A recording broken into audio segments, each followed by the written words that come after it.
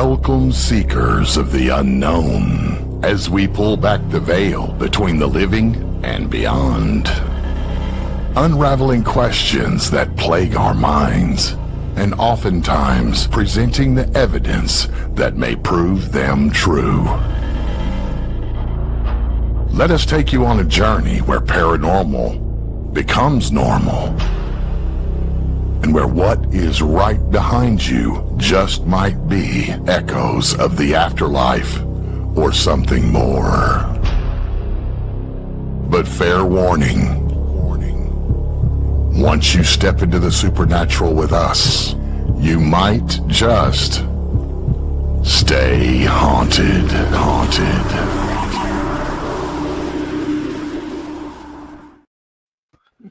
Hello, everybody, and welcome back to the end of Thanksgiving. Stay haunted. I know, right? Hello, happy Thanksgiving. What's happening here? Welcome to Stay Haunted. Yes. Mr. Chris, we know you're a little under the weather.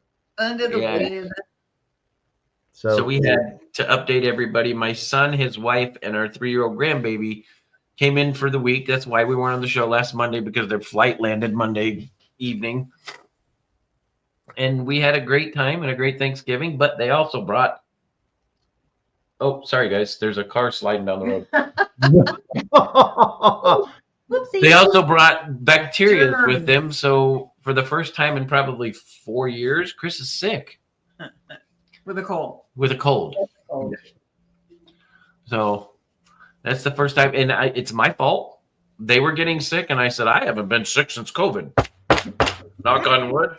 I don't get sick. Knock on wood. Pow. Smack me in the face.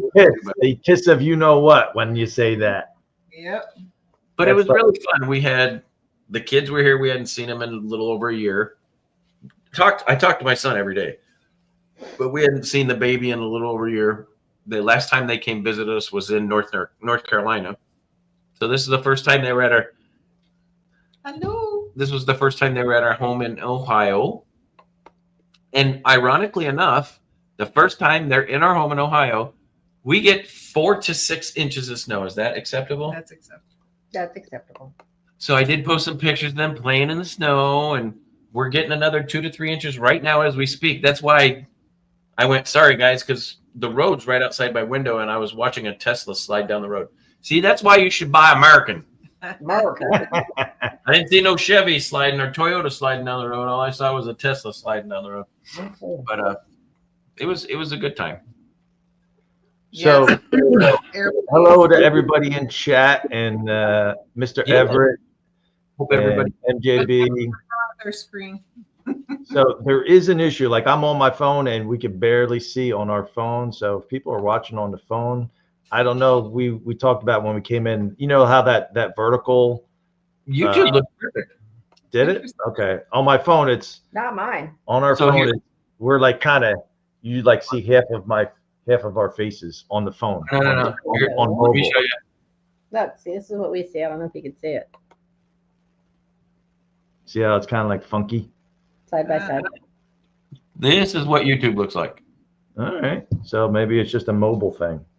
Yeah, it might be. Yeah, it might be. Not mobile. Is your phone sideways? No, it was vertical. Well, that time it was, but now it's not. It's still. Well, I don't know. Well, No. that's him showing that's showing. it'll Yeah. come back to Listen, us I in don't the need to middle. look. We're fine. yeah. Carry on. So, but so you had a nice celebration with the family, Thanksgiving / Christmas. So Yeah, it was a good time. Yeah. Last 2 or 3 days we had more plans, but we didn't get to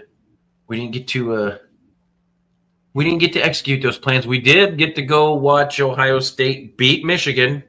Thank God. what is it? Oh, H. Oh. And my son got to experience Ohio fanery, and that's what we call it here, Ohio fanery, for the first time. Because when they called the game and the game was over and Ohio had won, I yelled out through the whole bar, OH, and guess what the whole bar did? Oh, Nice. and my son was like, "Are you kidding me?" I'm like, "No, that's for real, dude." That's real. So, Hmm. We haven't beaten Michigan. So for everybody that doesn't know Ohio and Michigan, that is like the #1 rivalry in the nation every Thanksgiving. And we haven't beat Michigan since 2019. I think they said 4 years, right? Yeah, since 2000. We should have beat them last year, but for some reason we coughed up a nut and couldn't beat them for some reason. But It happens. yeah. But you they guys do- had a lovely Thanksgiving. How about your Thanksgiving? Well, we were with people, 9 children, all 5 and under. I didn't even know you were pregnant. No. My nieces were all here and they had all their kids.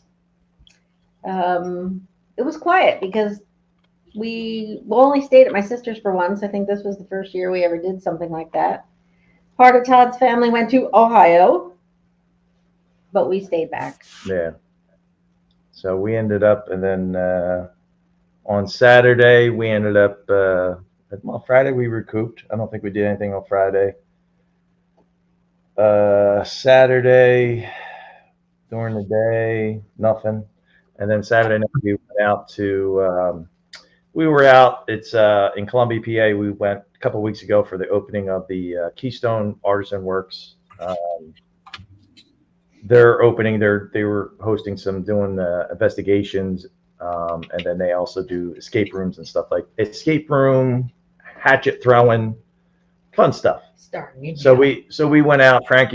We went up going out with Frankie and had a nice little time, and then we did some escape room.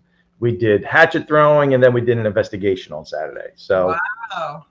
I'll let you give her props on Escaping the room. escaping the room.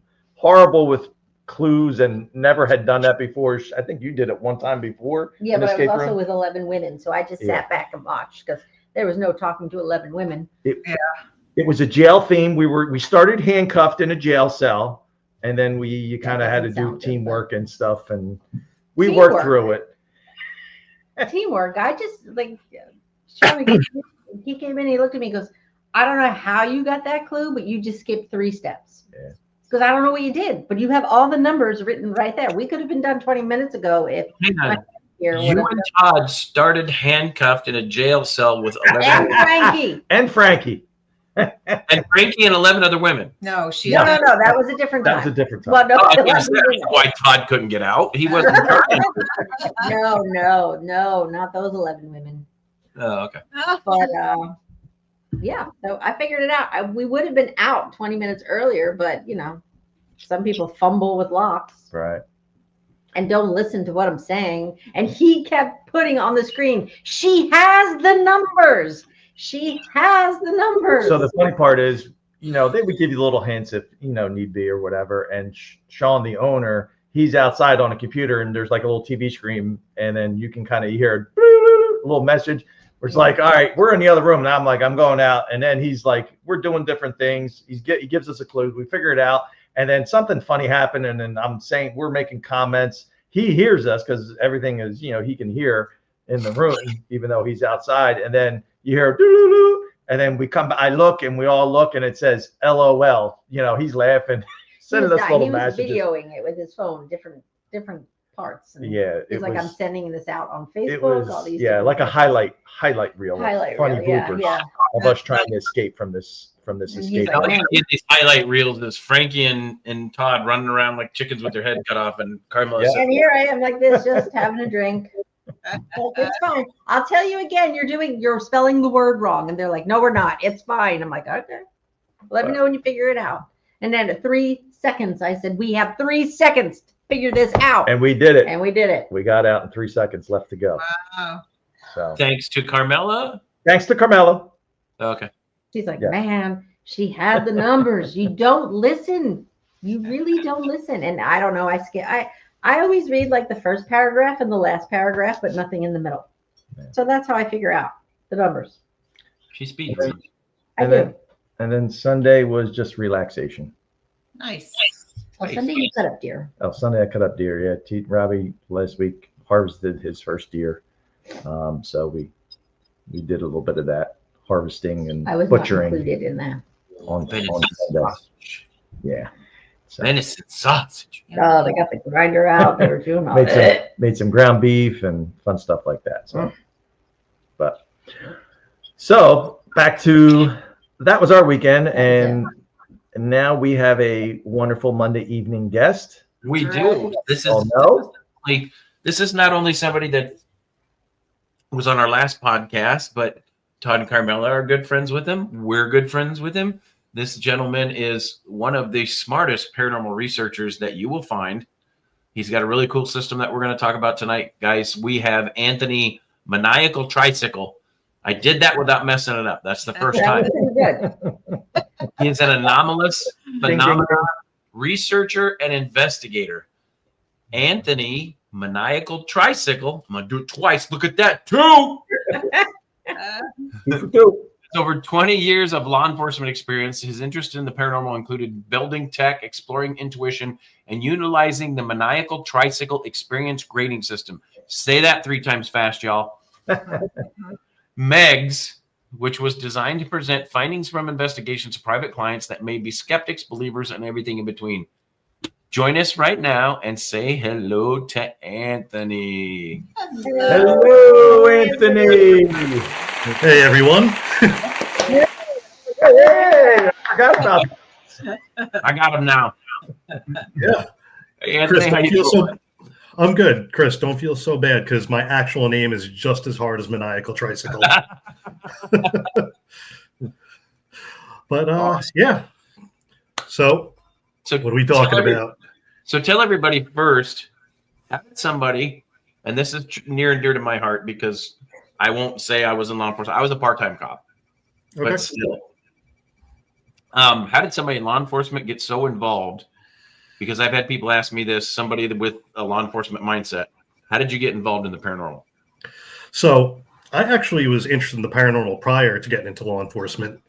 The funny thing is I kind of put it aside just because it's such an intensive career that, you really don't have time for it.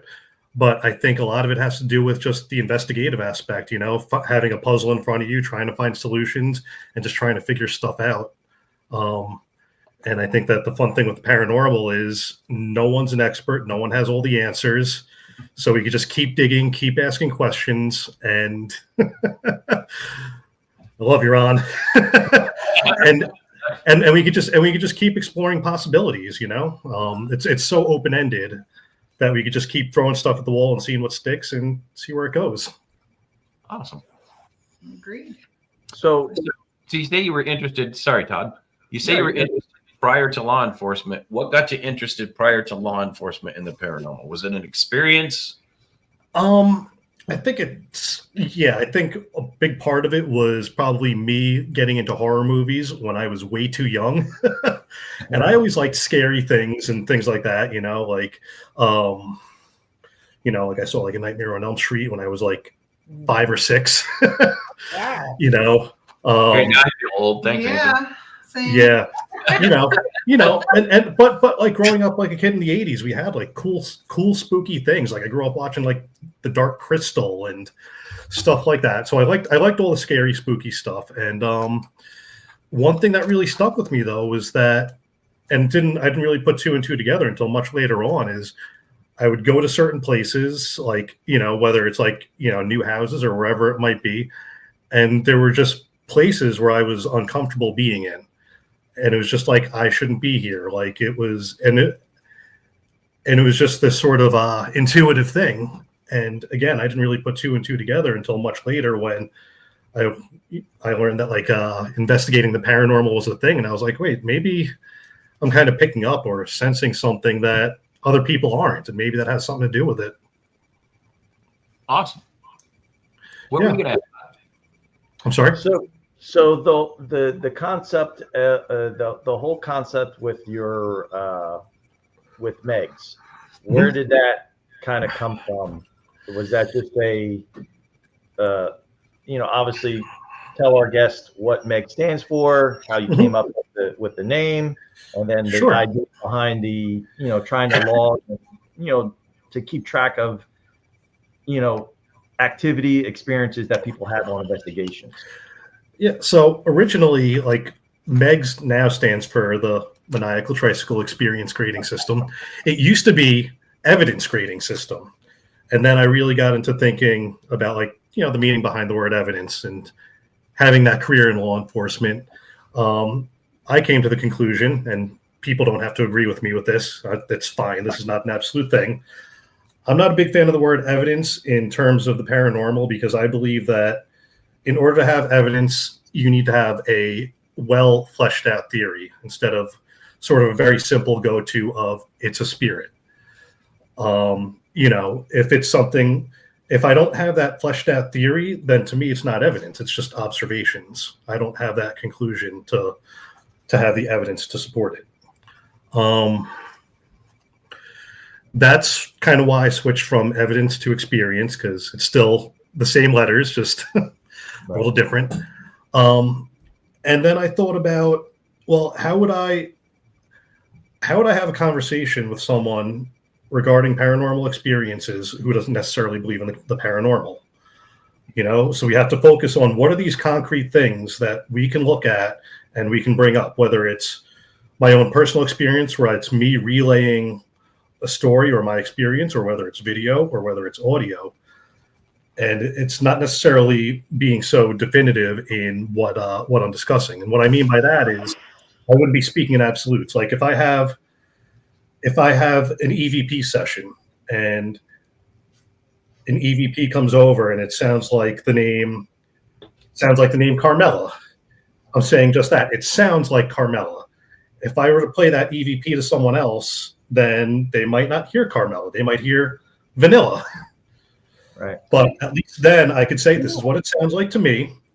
You can argue otherwise. And then I started thinking, all right, well, what if we ask a question now? Now the question provides context. So I say, if I were to do that same EVP session, say, what's this lady's name next to me? And it happens to be Carmela. And I hear something that sounds like Carmela or Vanilla or whatever it might be. Now I have some context to that response. And if I were to put all that together and present that to someone who doesn't necessarily believe in the paranormal, I could say, this is what I have. You can agree or disagree, but at least then you can see my side of it. And I'm not telling you it is a ghost or a spirit or whatever it might be. This is just what it is. Right. Yeah. So you've heard us talk about timing, relevance, and intelligence before, right? No, never. No. We've never talked about that. So basically, what you've done is you've taken something that we've captured that we believe or we understand is paranormal, and you grade it based on timing, relevance, and intelligence. Absolutely. Because at the end of the day, I mean, I can present all these things like I just discussed it with you guys, but at the end of the day, people also like numbers. They like concrete numbers. So if I say, hey, here's this video or here's this EVP recording of me asking a question, getting something that sounds like a reply, that's 2 points.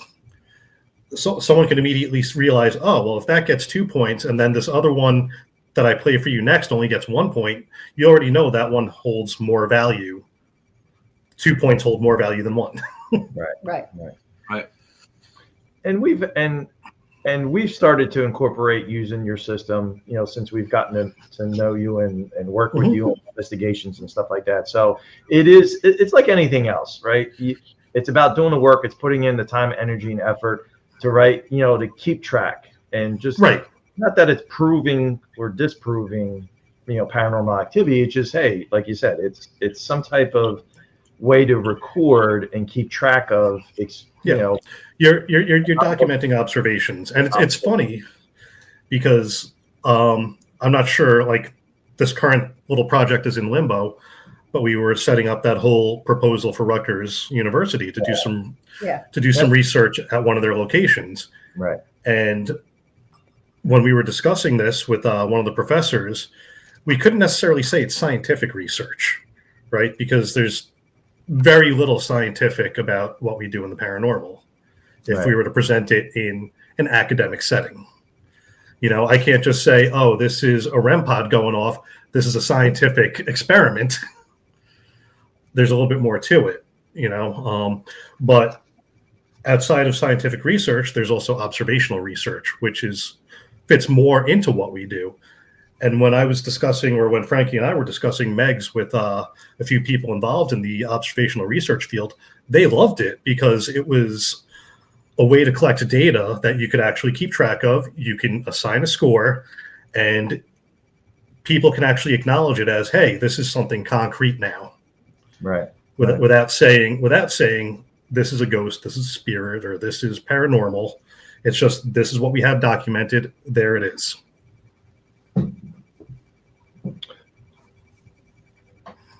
That makes a lot of sense. And I think it's phenomenal because, sorry guys, You're good. you take something that everybody wants. How can you prove that it's paranormal, especially with the scientific community? They're always, what is the science is based behind you proving that this is paranormal? Well, Right. if we can't give them, E equals MC squares produces a ghost, right? And Right. I was trying to be funny there. It was bad. If we can't do that to prove to these people that have the analytical mindset that this is paranormal, what's the best way to do it? Provide them with data, repeatable data, constant repeatable data. When you have constant repeatable data, the people with the analytical mindset that would be skeptical to the paranormal will start, they'll start relating with that, and it'll start making sense to them. Right. And that's what it was. Because again, a lot of it started with me having conversations with people who don't believe in the paranormal. And I mean, first things first, if you try to engage someone in conversation who is kind of opposed to your own opinions, you kind of want to avoid convincing them, right? But you could say, hey, this is what I have. You don't have to believe it. You don't have to say it's paranormal, but this is what I have. And that's kind of indisputable at that point. So one of the things about the, using the term observational. So I know, with friends of ours, Ron and Lourdes, and their research with TDSE, part of their presentation and when they talk and do presentations at events is one of the things with their philosophy, analytic idealism, is observational science. Basically, that's what we're doing, right? So they talk about observational sciences of astronomy, right?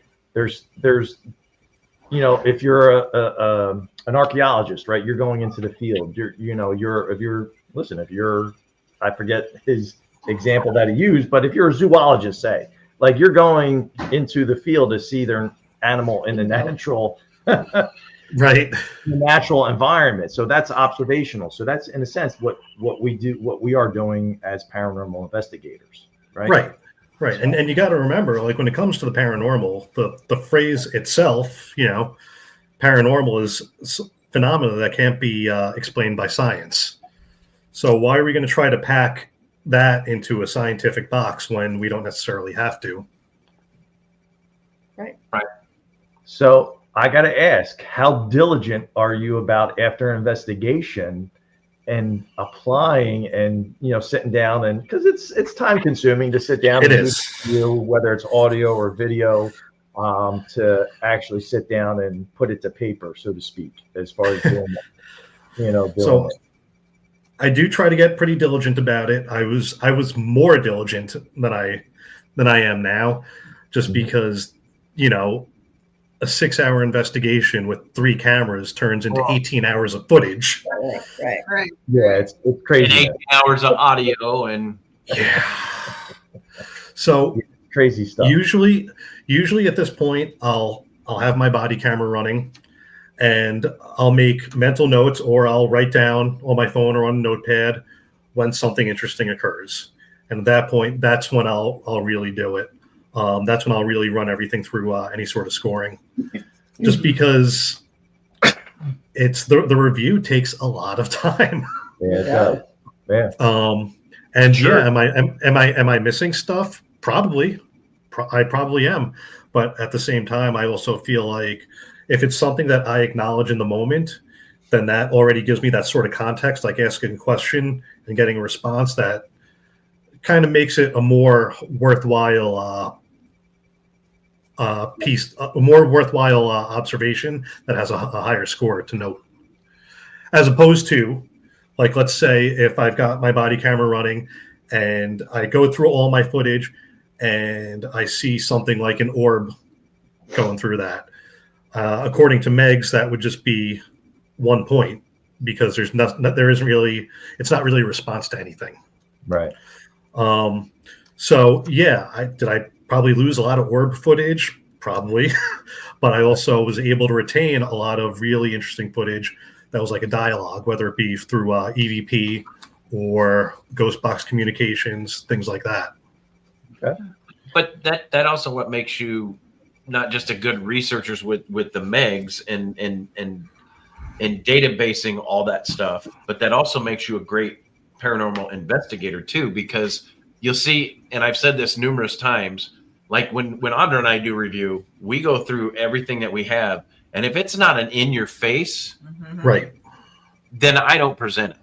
Right. If you don't have a loud disembodied voice that nobody can explain, I don't present it. If it's not a class A EVP that's loud and you can understand it, I don't present it. Anything that you have to enhance, we don't present it. But that's almost what you're doing when you're doing this. You're saying that you're missing evidence, but you might be missing evidence, but are you missing class A evidence? You're not. You're capturing the class A evidence and then you're grading it. Right. Yeah. I mean, yeah, it's kind of like having that lower grade stuff where it's a little bit more ambiguous. Let's say that maybe if I didn't notice it, then maybe it's not worth presenting, just like you had said. Right. Well, and it takes. So when you do that and you take the class A observations or evidence, however you want to call it, right? If you take those class A's and then you measure them with MEGS, you're eliminating the skepticism, right? Right. So if you take that class B EVP that you have to bring out and, hey, it's a male's voice, I can't tell what he's saying. Well, then it's not a class B, it's a class C, right? Right. You start getting into that gray area, but what you're doing is you're taking those class A's and then you're adding a step of class A to it by giving it the MEGS. Correct. Yeah, it's a little bit more validation than just what you see or hear on your own. Right. And I'll sit down and I'll actually do like a full breakdown as far as like some, because there are some EVPs. I feel like I've gotten maybe like 1 or 2 actual class A EVPs, but that's why I avoid the absolutes. That's why I'll say, it sounds like this or it sounds like that. But I'll sit there and I'll actually make note of like maybe things that other people hear, because who knows, And at the same time, if you're asking a question, you're already kind of biased towards hearing an answer as well, right? Mm-hmm. Like again, like if going back to the example before, who is this lady next to me, and I hear 3 syllables. Right. Carmel, 3 syllables. then hey, you know what? Oh, maybe that was Carmela. Maybe it wasn't. Maybe it was just my Tala EVP. Which one? Right. Which one? Because most of I think most of the stuff I got from Tala was EVPs. Yeah. Let's see. There was basically the Tala EVPs. They did get a reasonable score because they were answers preceded by questions and seemed like they were directly relevant. So we were on investigation at the Samuel Miller Mansion with Frankie, co-founder. You are the co-founder. I bring part of whether or not we mentioned that in the beginning. You are co-founder with Frankie Adale of the Parasite Corporation, and you guys are doing some great work with the also the Neurovisor. Yes. So we've had some cool. Now remember that EVP session we did in the I think it was in the kids room, right? With the cookies. Yes. I mean, that was a wild EVP session. Yes. Like, how many questions were asked? I want to say there was 6 or 7 of us. Yeah. There was and they were just rattling them off. And we got responses, I think, with everybody. So because I'm using that as an example because I was going to ask, what's the highest kind of points that you've ever, on a review, have you accumulated? Like, what's the high? Is it like 10, 20? So You are you know? talking about like for a total for an entire investigation, or for like maybe like a sitting session? Yeah, I guess it could be. I guess yeah, you have to look at it from that aspect, whether it's for the entire investigation or just in. Yeah, I guess. So I I guess will maybe say, with one experience or for a particular session. I guess. You Yeah. know. so the best one that I've had, and this is going way back. To I think it was the first time that we actually investigated the Ritz, the Ritz Theater, and were in the rehearsal room, and it was myself, Shayna, and my friend Albert, and we were running a ghost box. I was doing something with a pendulum also, and if I wasn't getting replies to questions on the ghost box, I was getting them on the pendulum, and just going back and forth between the both of them. And I want to say that one was somewhere in the neighborhood of like a total of like 26 Oh, in that one session. Just constantly asking questions, getting replies on both the ghost box and the pendulum, Right. and getting replies from questions not just asked by me, but by my wife, by my friend Albert. And it went on for a good 20 minutes. Huh. You know, yeah. Huh. Yeah, and I think that was yeah, and then Ron and Lourdes came and they were doing TDSE in there, and that really just blew the doors wide open to ITC experimentation in there. Right. So we were actually with Frankie on Saturday night, and as you know, and at the Keystone Artisan Works, and we actually had a pretty cool experience with timing and relevance. And so, talk a little bit about on your scoring system. So we asked a question, and then Frankie asked a question. What the heck was it? It was you mean the year? the year. He's like, "What year are you in?" What year are you in?" And we got across, and I know people are skeptical of apps. It was on the Spirit Talker. We had the Phasma box going, and then we had the Spirit Talker. And now, listen, we weren't talking years or anything like that. It Right. spit out 1860, Oh wow! like within 2 or 3 seconds of him Right. asking that question. So that goes into the whole timing and the relevance aspect of whether apps are valid. Are Right. they hearing and spitting out stuff? That's pretty. I mean, what are the odds of you asking that question and it spits out a specific year like that Right. within a Right. couple? Oh, I'm sure. Well, and that's the thing, right? Like, so Cliff Notes for anyone who is not familiar with MEGS, which I'm sure there are quite a few viewers. So basically, what it is any sort of let's just say anomalous occurrence for now, because until we do further investigation, we don't know if it's paranormal. But any sort of anomalous occurrence would get a point. And if that occurrence is preceded by a question that seems to be a direct reply to that question, then it gets a second point. And it's that simple. And then you can sort of tally things up from there. So any question that gets answered is essentially 2 points, one for the question, one for the answer.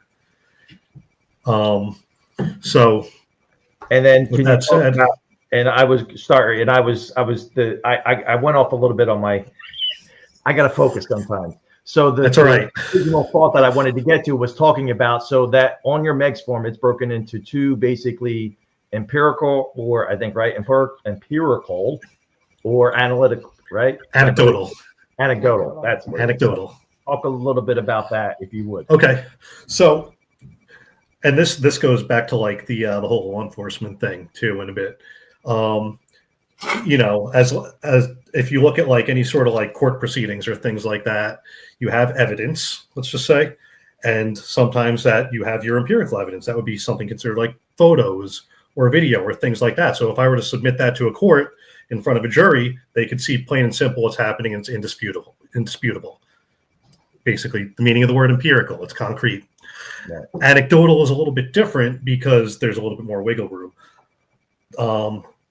So for anecdotal stuff, I refer to that as something that wasn't essentially recorded. It doesn't appear on media. Like, there's no video of it. There's no photo of it. There's no audio of it. You have to go by someone's story, kind of like how you would a witness statement in a court proceeding. It still counts. It's still acknowledged, but you just don't have anything to back it up. So yeah, with that said, like anything that like is indisputable on any that and can be reviewed is empirical.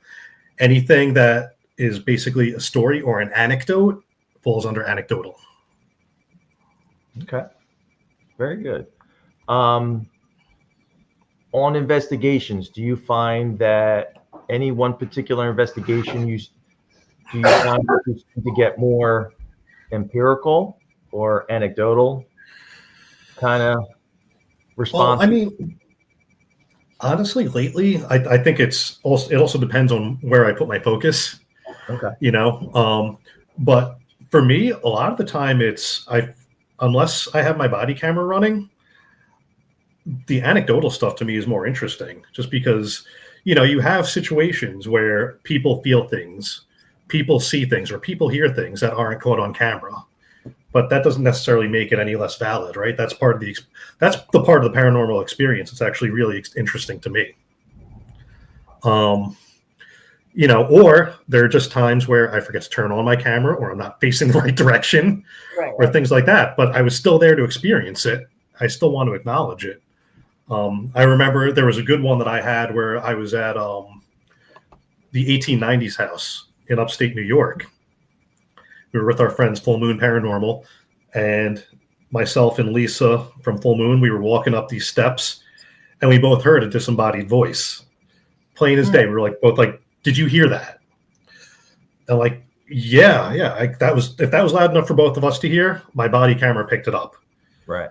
The one section of footage that was corrupted on that body camera was that disembodied voice. Isn't that always the case? But now, could that technically be considered empirical? Because now there's video dropping out of something that we acknowledged. I don't know. I mean, I think it's more anecdotal, but it's still really interesting, right? Yeah, I mean that is, and we've had experiences where it's something, an observation is being observed. I was just say we had that on that street. On what? When we were in Ohio, that the woods. Oh yeah. Yeah. Holcomb Road. All of it. We had 3 different devices. Right. We couldn't hear anything. Yeah. Lacey's here saying hi, in case you're wondering who's climbing on my lap. And Lacey's here for our regular Monday evening. Oh, hello, girl. Can I throw this? Okay, now. Or that was not a good idea. Sorry, I got her off the lap. Thank you. There was that time that we were all at Tala, right? And I think it was like the first time we were trying to do like an EVP session in one of those smaller rooms. Mm-hmm. And we were all finally able to get quiet enough, and we stopped and listened, and it sounded like there were people walking around in the hallways off in the distance. Yeah. It sounded like people were talking. Mm-hmm. My body camera didn't pick. I didn't actually. Yeah, I did have my body camera on. It didn't pick up any of that. Right. But we all collectively experienced it. Right. We even had the camera in the hallway, and it didn't. Yeah. I got to ask an important question about Tala when we were there. Listen. So with the bad experience, how would you grade would that be anecdotal or empirical? The little girl being attacked by a bat. Wait, which time? When Jenny got attacked by the bat, or when we were in the stairwell getting attacked by the bat? In the same day. In the stairwell, when I got trapped in the stairwell. When we shut the door and let it I won't point, but a certain somebody went the opposite direction. Somebody was being attacked by a bat in the hallway in the stairwell. Just saying. The police officer went the other way. Hey, listen, I don't mess with rabies. I know. He's like, that would be empirical, because there definitely was a bat. There definitely was, and there was video footage of that. Yeah, absolutely. So Mary Beth has a question. Anthony, have you ever responded to a police call that ended up being something paranormal? Oh, that's a good question. You know, it's funny. I've been asked that question before, and it's one of those things where when I was at work handling calls like that, I kind of had to turn off that part of my mindset. Right. Just because if I leave myself open to thinking in terms of the paranormal, they're two different worlds. Right. You know, I've been in places that have definitely felt where I've definitely felt things, Right. but it wasn't something that I wanted to really acknowledge or explore further because there was a job to be done. You know, there was a job to be done. There were people who depended on me. It wasn't something where there weren't situations where I could say, hang on, this feels weird. Let me go see what that is. Wait, I think Hold on, I there's a gotta spirit go. here. Let Right. me go check. Go get your DR60. Right. Let me get my digital voice recorder and see what's going on. You know, I'll it just, work that. Nobody moves. And I've told people this before too. When it comes to law enforcement, paranormal investigating, with me being sensitive, there are things I see and feel that don't apply To the job. to the law enforcement side. Law enforcement side is data and facts. yeah, What can you physically prove in a court of law without a reasonable doubt? right. That's where your mindset is on that. Right. It's two complete different mindsets until you're trying to debunk something during a paranormal investigation. Right. So have I felt things? Yeah, but did I ever pursue it while I was working? No, because there was work to be done. There were people depending on me. Right. Understandable. And it's hard to put a ghost in jail. Yes. Getting him Yes, convicted is a bitch. It's well, listen, getting them to show up to court first off is just, right. That's a whole other thing. Keep him in the squad Casper here, car Mr. Casper, can you take the work? right? right. Casper, yeah, can you Try please fingerprint take that fucker. It ain't happening. Yeah, they have. Listen, getting good fingerprints on the living is hard enough. Right. Yeah. Right. That's the- funny. what were you gonna say? I've heard of people calling because they hear someone on their house, but there's no one there. I can see Interesting. that happen. I mean, but what do you say? You go in, you say nobody's here. I mean, that's all Right. you I mean, You clear it and you tell them it's okay. Lock your doors. right, right. Oh, good. yeah, pretty much. I mean, on. listen, at the same time, I've also responded to situations where people have heard things and seen things, and then doing what I have to do, I have to ask them what kind of medication they might be on, Right, and any sort of diagnoses they might have had. Right. When was the last time And- you touched that glass pipe on the table? I wasn't going to go there. You know, Chris had no filters. He's going. I know. I try to be a little diplomatic, a little bit. So, so we talked about MEGS. Mhm.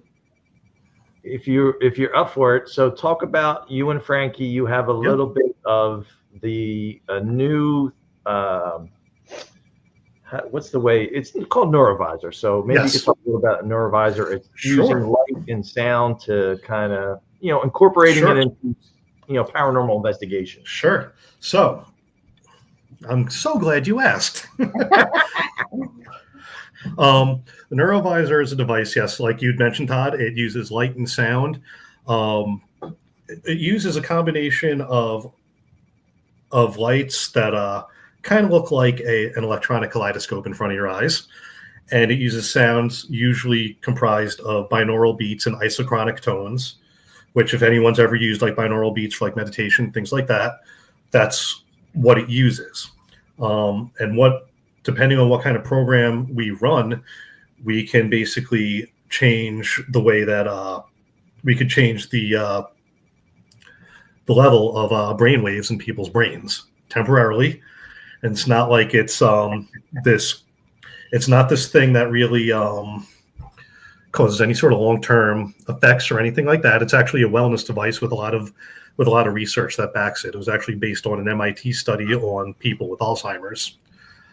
Because they found that people with Alzheimer's usually have lower gamma wave activity in their brains. So Frankie said, hey, he came to me and said, hey, I've been using this thing in my practice because Frankie's a licensed therapist. He's a counselor. He does all sorts of stuff like that. And we were like, hey, let's try using this in the paranormal field. Let's look at brainwaves and how how they're involved in the paranormal field, and let's see if we can do something with this. It's pretty cool because we also use an EEG device, so we can actually read people's brainwaves before and have like little before and after. And one thing that we like to do at the very beginning, if we have the time to do it with folks, is if we can do a scan of people's brains, usually the brainwaves will be like all crisscrossed. We could run a program that actually levels all those brainwaves out so that they're all evenly spaced and everything. And people find that it kind of levels the playing field in their mindset in a way where it's like, okay, now that everything's leveled out, now it's a lot easier for my brain to shift from one mindset to another and actually use that. It's almost similar to like doing like a grounding meditation before you do an investigation. And we know, working with Frankie and you also, we've been to a couple of locations, and actually I think the first time that you ever used a neurovisor, we were at Peachville Plantation. And this all into that fun phrase, timing and relevance, right? Mm-hmm. We had on investigation at the Peachville Plantation. Hold on. Yes. Mm-hmm. So before you get to that, so I understand it. So the neurovisor is basically a way to ground somebody, get them psychologically level, so it opens up any psychic abilities that they might have that they didn't have prior. Yeah. I have the tendency to go off on tangents. It's actually not just that. We could also raise and lower specific brain waves as well. So, like, for example, one of the big brain waves that's associated with the paranormal is theta, another one is gamma, and another one is alpha. So gamma and theta are more related to like the experiential side of the paranormal. Alpha, which is like one that I'm a fan of, is actually closely associated with mediumship.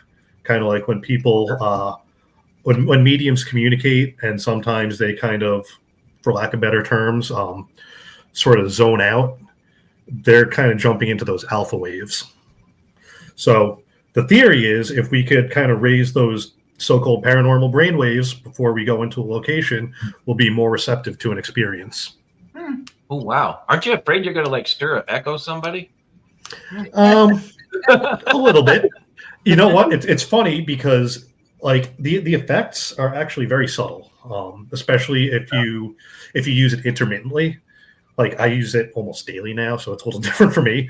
But it's like Todd and I don't know, Carmela, have you used it? Oh yeah. Yep. Yeah. We actually just got ours on Frankie was Saturday telling night. me. So we've done it a couple times, but now we're going to try and start to use it on a regular basis, just for well-being, but also on the paranormal. The wellness aspect is huge. I love the wellness aspect of it, but the effects are very subtle at first. In fact, a lot of people kind of like use it and then they almost forget that they used it by the time the night's over, and then they'll start putting two and two together. Huh. But like we had someone who came over to the Ritz Theater and she'd used it, and she drove all the way from like a part of Pennsylvania right by Pittsburgh. It was her and her friend. They got an Airbnb, so they used the neurovisor during the investigation, and then they slept over at the Airbnb. Then they had to drive through Philadelphia traffic in the middle of the afternoon. If you ever, not fun. No, it's not fun. No, it's terrible. And this person already hates driving. Right. As they finally got out of Philadelphia, she looks over to her friends in the passenger seat and she goes, "You know what? I handled that a lot better than I thought I would have, especially after being up all night and all that." And her friend was like, "You know what? I didn't want to say anything. I didn't want to jinx it, but yeah, that was much better than you usually do." And it has to do, I think it has a lot to do with using the neurovisor and playing with that neuroplasticity, which means kind of essentially easily jumping from one mindset to another instead of just getting stuck in one singular mindset. Because I did. Because because we've all been stuck in traffic. How hard is it to get out of that lousy mood that you're in?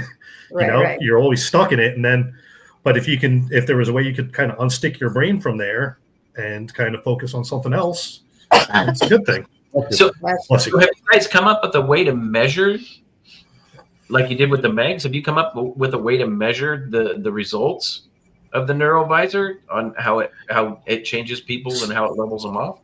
So we do have a couple of EEG devices that will actually we'll do like a 90-second to 2-minute reading. Sometimes we'll do it before and after, and we'll get a screenshot, and you could actually see the differences in the brainwave patterns. Yeah. So Yeah, it's not I just a database. You actually have specific results from the EEG. Yes. Yeah. I'm sorry, Carmel. I flatlined. Were you there when I flatlined?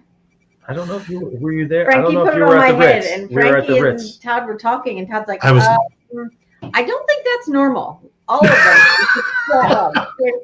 All five. We were like, You must oh, have been boy. moving your eyes Connected? during- Is this thing connected right? He's like, are you alive? I said, I think so. Is that normal? I'm like, Frankie all her was lines talking are all the just time. Yeah. going across. But yeah, if we were to like make a MEGS thing out of that, those readings would be empirical observations because there's everything right there in front of you. Wow. But then when I got hooked up again to it, which shortly after that, and everything was just like normal, no peaks. Like I'm supposed to see and hear things, and I do, but it was showing that I had no ability to do. Right, the That- medium, Right. It was just all normal. It was just normal. Well, it's also iffy to say specifically whether or not those readings will Well, determine. maybe that's normal for me. You know what I mean? Like maybe that's normal. I don't know. Right. Right, but to say that certain brain waves at a certain level mean mediumship is Right. a bit of a leap. Right. Understood. No, yeah. Well, it hasn't been proven yet or disproven, right? Right. Kind of like the Um, experiment at the beginning of Ghostbusters, right? Right. Yeah, which I love. So Something you with know, the shape on the card. Yeah, right. oh, believe me, if I could sit there and You shock people all day, I volunteered. would. As you pick out the gum. Well, did you turn in your taser? You could. I did turn that in. Yeah. That being what's diabolical. Yes. Yeah, it would have to be diabolical tricycle. Right. Yeah, right. So I'm the- sorry, we got a little And sidetracked. that's good. Thank Chris. That's actually great. And I forgot about talking about, that's a great point that Chris brought up in the question, tying that into all the different, the brain waves and stuff like that. Because then that goes to your first experience, I think, of using the neurovisor at the Peachfield Plantation. Yes. And Ron and Lourdes were there. They were doing a TDSE session and stuff like that. And then you weren't even in the room. No. Right? Go ahead. Tell the story. I'll let you tell it. Okay. So very first time I used the neurovisor, it was at Peachfield Plantation, and I used and kind of didn't think much of it afterwards. I did like this little 11-minute session, and went about doing what we usually do. All of us having fun and doing all sorts of good stuff. And I was up on the second floor with Kim Geyer. Really excited to work with her because I know her, but I never get to do anything with her. So I was like, this is going to be cool. We're all excited. And she sets up her REM pod. I start putting stuff out, and the REM pod is like stuck. It's like going off on like its highest reading. Yeah. And I'm like, she's like, should that be doing that? And I'm like, no, that doesn't look right. Of course, she looks over to me because I like to do a lot of the tech stuff. And so I'm like, all right, let's turn it off, turn it back on, put it down. It's doing the same thing. We move it. Same thing. So, all right, maybe let's just turn that off for now. And I'm thinking, what? If Ron and Lourdes are on the floor directly below us, maybe it has something to do with the Bluetooth speaker they're running, because Bluetooth can set off REM pods and so on and so forth. And while we're talking about this, my wife Shayna, she comes up, she knocks on the door trying to find me, and she goes, "You have to come downstairs right now." And I'm like, okay, I'm in troubleshooting mode with the REM pod. I'm like, does someone need help with a piece of equipment or something like that? Right. And she goes, no, you need to come downstairs. So I'm like, okay. Hi, Kim. Maybe we'll get to work together again at some point in like another year or so. Maybe next time. And on the way down, she goes, yeah, we were running TDSE and we heard the name Rita. And I'm like, okay, that's interesting. And she goes, yeah. And then we heard Happy Birthday. I'm like, huh. So I come downstairs. I'm getting to it. I'm building up. Come downstairs, and and I get in there, and there doesn't seem to be a lot. It seems like whatever was happening, I caught the very tail end of it. Like, okay, that's fine, whatever. Unbeknownst to Todd, Carmelo, Ron, and Lourdes, and Frankie, and everyone else there, Rita is my grandmother's name, and that day was actually the anniversary of her birthday.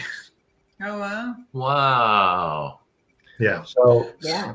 So, And I so think it's- could that, having done the neurovisor, could that have kind of opened you up to, or just, in general, for her to come through TDSE? We don't know. It just Right. But right. We don't like my person. It's odd that all that occurred with your first experience using a neurovisor. Right. So my thought process is, and again, theories, I think a lot of it has to do with whatever is coming from our own brains. Not necessarily that we're creating it, but we're kind of like the antennas, Right. and we're projecting whatever it might be onto devices, equipment, whatever it might be, or just projecting it into the location that we're at. So going by that logic, if something was done to my brain where my gamma waves were increased, which have to do with a lot with the experiential side of the paranormal, then maybe that had something to do with it, because I never, and I don't want to say never, but I very, very rarely experience something personal when we conduct an investigation. Right. And I think that was probably the first time in a very, very long time that I got something like that. Well, the bigger question is that any time while you were there, did you think about your grandmother, and did you think about her birthday? I thought about my grandmother and her birthday on the way down there. And then once we all got together and it kind of becomes the investigator only sort of social event that it is, I stopped thinking about it. Right. Interesting. Yeah. I mean, there's been a few others, like not personal, but we had some really good experiences with the neurovisor when we were at the manor. What, about a month ago now? Where it was myself, Frankie, and Trey Bader, who handles a lot of the video stuff over there. The three of us, we were each running a neurovisor. We were running the same session at the same time, sitting in one of the rooms on the second floor. Got our eyes closed, because that's what you do with the neurovisor. Our eyes are closed, the program is running, and we felt like footsteps around us, almost like someone walked up to Frankie and was kind of stopping. And then you heard those footsteps move from Frankie closer to me, and they stopped. And then you felt them move on the ground towards Trey, and then they stopped. Almost like something was walking around and checking us out. Yeah, like inspecting you. Inspecting you. Yeah. What the fuck is that on your face? Yeah, exactly. Like what are all these lights? What do you But we all, once the session was over, we took them all off, and we were all like, what was with those footsteps? It was like someone tapping their feet on the ground. None of us were doing that. We were sitting there stationary, and it felt like something was just walking around step by step, checking us out. Wow. Oh, there you go. Yeah, I mean, listen, TDSE always gets a lot of the personal stuff. Yeah. Yeah.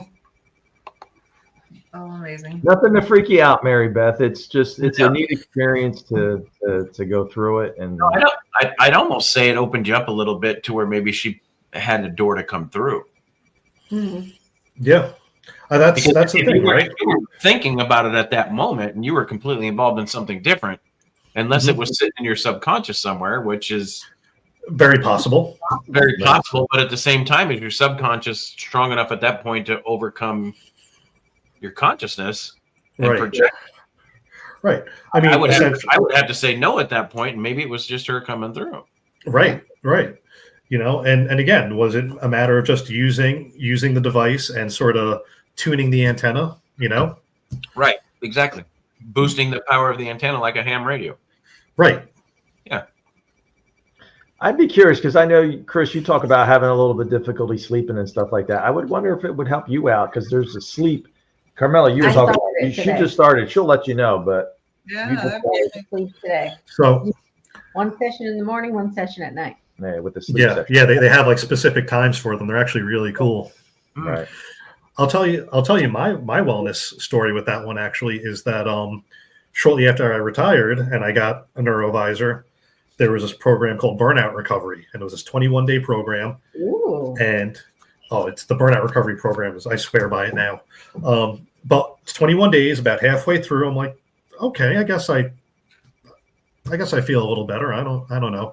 And by day 21, I was like, oh, wait a minute, I can relax. And I'm like, Wow. my head feel. Why does my head feel weird? Oh, it doesn't hurt. Right? It was Wow. like I was probably carrying a tension headache for years that I didn't even notice. So yeah, the burnout recovery was actually really good, and I think a lot of the wellness stuff on there is awesome. Right. I've been holding one for 10 years. 10 years. 10 years. I've been holding one for 10 years.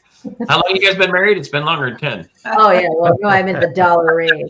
10 years. Like 30, what are we, 35, 36 years together? Something like that.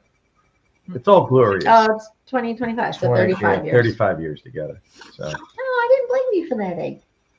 thank you. I appreciate Oh, that. sit down, it's on I'm camera. happy. It wasn't. I didn't cause the headache. Yay, Todd. Not that one. That's funny. So All right, Anthony. So now's the time to tell us where can they find you? Where can they find you and Frankie with Parasite doing these neurovisor experiments? I brought notes. That's all right, man. Spill it out. Okay, so first Like off, Goals is I had to write it all down. All right, so first off, there's our website, www.parasiteprojectcorp.com. That's our main website, and we also have an affiliate link with Neurovisor on there because we do have a little contract with them now where we can actually sell them. Also, for social media like Instagram, Facebook, and TikTok, there's at the Parasite Project Corp.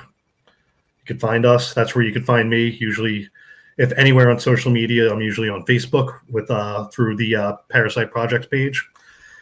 For events, things like that, on our Facebook page, on our website, we have our calendar at the Ritz Theater, which is essentially our home location. Very cool place to be. We've got events. I think we have pretty much all of 2026 already booked up. Wow. As far as available dates. Cool. Yeah, we've got some fun events. We're kicking off 2026 with a no tech night where it's kind of like going back to doing things with spiritualism, dowsing rods, pendulums, things like that, just to like kind of get people a little bit more in touch with, I guess, the more anecdotal end of things with paranormal investigation. But it's fun, and if you come to the Ritz, we'll have a neurovisor there for folks to use. As far as things outside of the Ritz, we are going to be at the Krampus Festival in Asbury Park, New Jersey on December 5th. That's going to be a good time, and we'll be doing neurovisor sessions there. On December 13th, we're actually going to be in two separate places at once. Parasite is going to be at My Haunted Manor and Keystone Artisan Works for their event, doing the neurovisor. And then we're also going to be at the Columns Museum in Milford, Pennsylvania, with our friends Full Moon Paranormal. We'll also be running the neurovisor there. All three of those places are actually really awesome to check out if you haven't been there. On the December 14th, December 14th to the 15th, there's the Trenton Punk Rock Flea Market at the Cure Arena in Trenton, New Jersey. We're going to be doing some neurovisor stuff there. that's 10 minutes, And 15 minutes from us. there you go. You have no excuses now. I guess we're coming. Well, listen, it's 15 minutes away, and it's also on the 14th and the 15th. So maybe show up both days, maybe one day. What was that? You guys to Ohio at all? Not yet. Right? Come on. It's lovely in Perrysburg. maybe once the snow melts. Yeah, true. Snow. So May. Snow fucks everything up except Santa Claus. That's bullshit. So May. For May. May to No. July. Oh, yeah, right. Mary Beth would like you to come to Minnesota. Oh, Minnesota. Okay. Okay, that'll be June. Yeah. Yeah. right? Oh yeah. That'll I'll be be. gone at the end of June through July and back in August. So actually, what we could do is we could do Ohio and then come over to Minnesota and then back over to Ohio again. Right? Get them going and coming and Yeah. going. Yeah. Great. Yeah. But yeah. But here's the thing. Also, with like the Neurovisor stuff, people are curious about it. We do have a permanent installation at the Samuel Miller Mansion and Keystone Artisan Works, both in Pennsylvania. So even if we're not there, as long as the staff is there, they'll be able to get you set up and give you that experience. Very cool. Both great locations. And Question for you guys. Mhm. Have you ever thought of talking to Steve and Pam Barry and seeing about doing it at Gettysburg Bash? Yeah, doing an event at Gettysburg, like a room. We haven't yet. We've only just started doing a lot of the Paracon stuff, just because my schedule was always insane. But we'll probably have to get in touch with them about that because I had a great time at Gettysburg last year, and I want to do it again next year. yeah, Yeah. and that would be a great location to do it and get you the Neurovisor out there to for other teams Absolutely. to potentially use it and see how it how it helps how it works in Sure. investigations to help them other teams out and stuff like that. Yeah, We can yeah. Listen, just strap them to people's heads and turn them loose on a haunted battlefield. Oh, yeah. That would Right? be good. That'd be Ooh, and then we did Seriously, videotape. actually, that's pretty cool to use it there and then see if What happened? like I know you've seen and had experience, but like to see if that opens people up to more Mhm. experiences at Because that would be the perfect place to do that. Yeah. Exactly. Yeah, no, I agree. No, I Yeah, we're agree. gonna have to get in touch with them about that, though. Absolutely. So Because coming from somebody that's sensitive, I think there's a lot of stuff that gets missed at Gettysburg Mhm. that people that would get opened up would. I mean, shit, just driving around the battlefield during the daytime, Mhm. Audra and I were just picking up crazy stuff. Imagine somebody doing a neuralizer and then going to Sachs Bridge and doing an investigation. Imagine the Right. experiences Right. and possible evidence that you can capture, knowing that it's actually there and when to record and how to record, right? Right, and that's the whole goal of it, right? To, like I said before, sort of fine tune that antenna for everyone to kind of get them open a little bit more to the whole experience. absolutely. Maybe we'd Yeah. actually have some. Oh, I'm gonna keep my mouth shut. Never mind. Let's stop right there. I was gonna say some of those websites might actually be proactive. Yeah. I didn't say it. I just skimmed the top. Did you get a kick, Audrey? Did you give him a kick? No, she didn't. Not yet. Not Not yet. yet. Yeah, right. Anthony was going to it. I could see it in his chuckle. Awesome. Well, that is fantastic. Is there any other podcast that you guys are going to be on? Do you want to talk about? Yes, we are actually going to be on Anthony Simonelli's and Jenny Colucci's podcast. All right. The name, unfortunately, me being a horrible guest, is I forgot the actual name of it, but it's going to be tomorrow. Seekers Chronicle. Seekers Chronicle. That's it. Then it's actually Anthony. It's actually Anthony Jenny and Kim. Yeah. Yep. Yeah, we'll be on that one tomorrow, talking a little bit more about Neurovisor stuff and the Ritz Theater and Nice. all of our fun, all of our shenanigans. Very cool. That is And phenomenal. very cool. Looking Yeah. forward to it. And thank you for coming on. Yeah, Thank you for having me.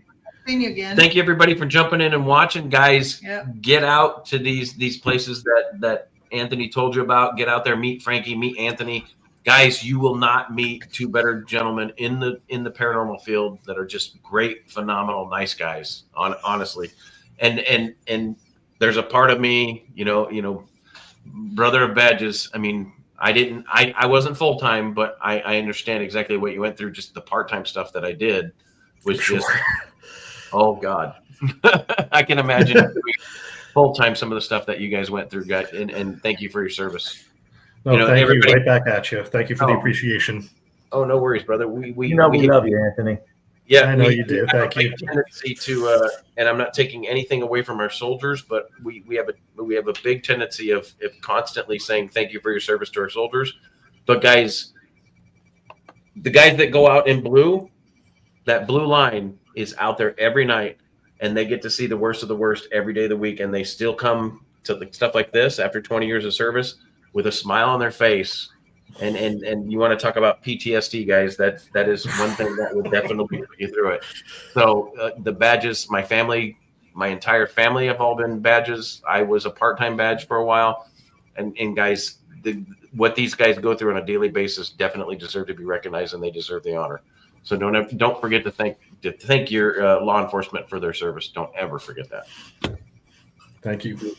Oh, not a problem at all, brother. Amen. Get out to see Frankie. Get out to see Anthony. Maniacal Tricycle. That's the third time, Ron. I got three. I got three, and I didn't screw it up. Guys, if you want to go out and check out the neurovisor and see what it can do with you and see if it can open up and spark your antenna, you can start receiving things that you didn't receive before. Be careful what you do receive, because sometimes you're not ready for what you do receive. But at the same time, get out there and do that. Check out the neurovisor with Anthony and Frankie. Guys, make sure you get out there, check out Parasite, and make sure that you talk to Anthony about MEGS. MEGS is a really fantastic way of putting data to the observation and evidence that you capture to show those skeptics that it's not just paranormal, but it's actually out there. Paranormal is normal, but there's only one way to do that. You got to get out there and you got to stay haunted. All right, guys, we will see you next week. Have a good night. Have a good night. Good Thanks. night. Night.